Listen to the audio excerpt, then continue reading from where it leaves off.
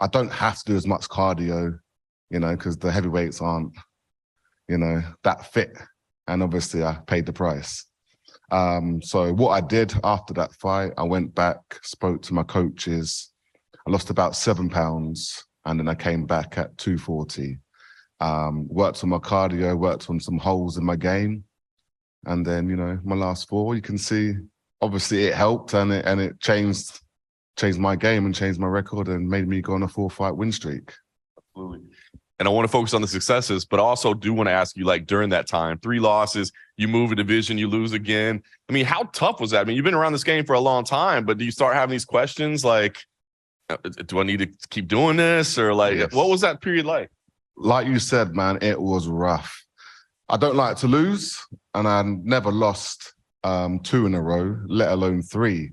So I was contemplating whether to retire, spoke to my coaches. They said, nah, it's not time to retire yet. You still got some time in you. So yeah, ended up going back, changed a few things. And then I got the fight with Sergey Karatonov. And that was I had nothing to lose for that fight. So I went in there with everything I had, got the win. And then that changed everything around. I think if I did lose that fight, then yeah, I wouldn't be here right now. I think I'd be like, yeah, let's do something different. Yeah. So talk to me then, I guess, because when you put that all in perspective, right? 4 straight. Now we're talking about number 1 versus number 2. Now we're talking about the guy that was the guy that handed you the loss. I mean, is this just like the most like movie-like scenario, perfect scenario you could have ever imagined? It really is. It really is. Because I was speaking about this earlier. So yeah, Bader and Moldavsky both ahead of me, and they both gave me my defeats. So I think it's supposed to happen, like fairy tale kind of business. But yeah, it's supposed to happen. Supposed to taste the adversity, I think, and be at the bottom and then see what you can do. So yeah, I feel like this is supposed to happen. My time is right now. I love it. And that would be amazing to get those 2 wins. And the last thing for me, I guess, so, you get those 2 wins, you start chirping at Phil Davis, get him back in there. See? Hey, Phil Davis, you want to run this back at heavyweight, I think it's about time he comes up to heavyweight. Let's do that. You thought at all about how unique that situation would be if you win this fight, get a title shot with Bader, then you fight him for titles twice in 2 different divisions? I don't think that's happened very often. I know, and it's crazy to think that that's where we are right now, So obviously, yeah, unfinished business with both of them. So obviously that's the perfect scenario. What I'm planning to do, beat Moldavsky, beat Bader, become world champion. But now I just got to go in there and deal with Moldavsky first. I can't look past him. Yeah, and then we'll go to the next one after that. Right. I know you can't put the cart before the horse, but you got this guy first. But just in terms of rematches in general, yeah. How much stock do you put in the first time that you've fought a guy, and wondering whether or not he's going to have grown the same way that you've grown in the same amount of time? Like I mentioned, I don't like to lose. So once I've lost against like a person, I put every single thing into the rematch. I try and cover all my mistakes that I did and correct them.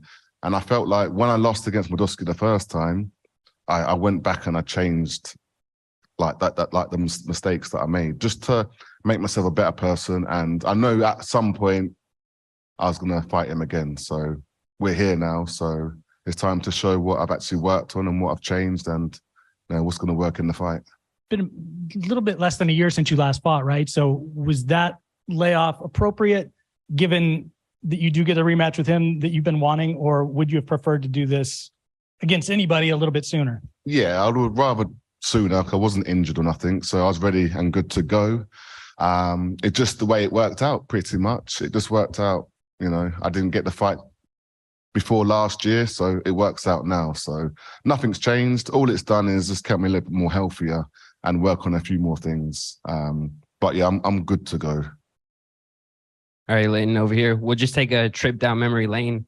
7 years ago, you did a sit down with Bellator. You referred to your nickname, The Swarm, as a blend of Royce Gracie and Randy Couture. What was it like seeing those 2 at Fedor's last fight?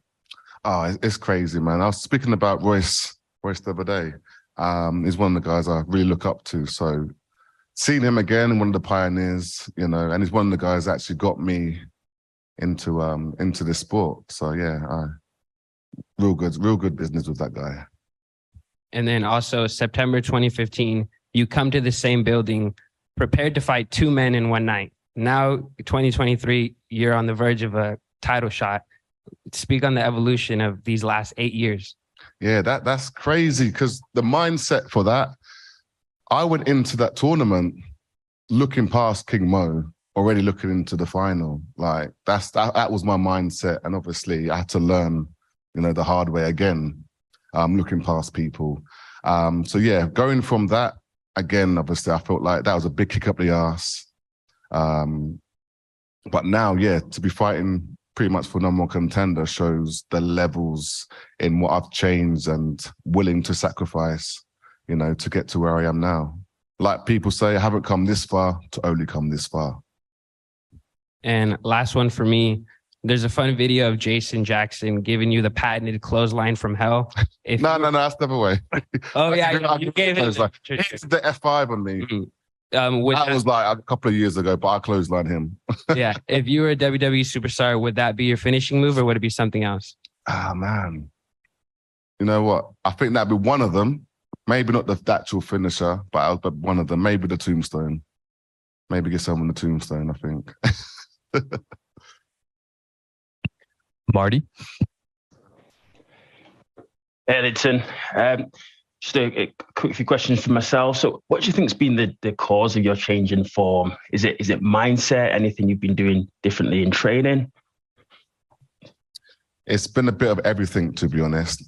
100% training and 1000% the mindset. Going back to, we're talking about me losing a couple of fights.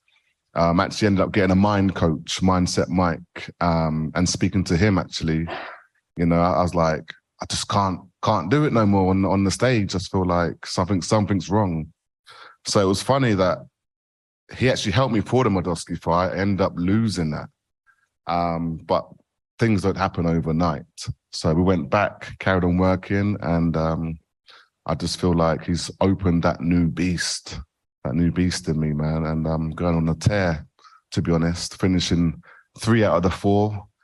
So yeah, I'm just going to continue and, you know, run through these people.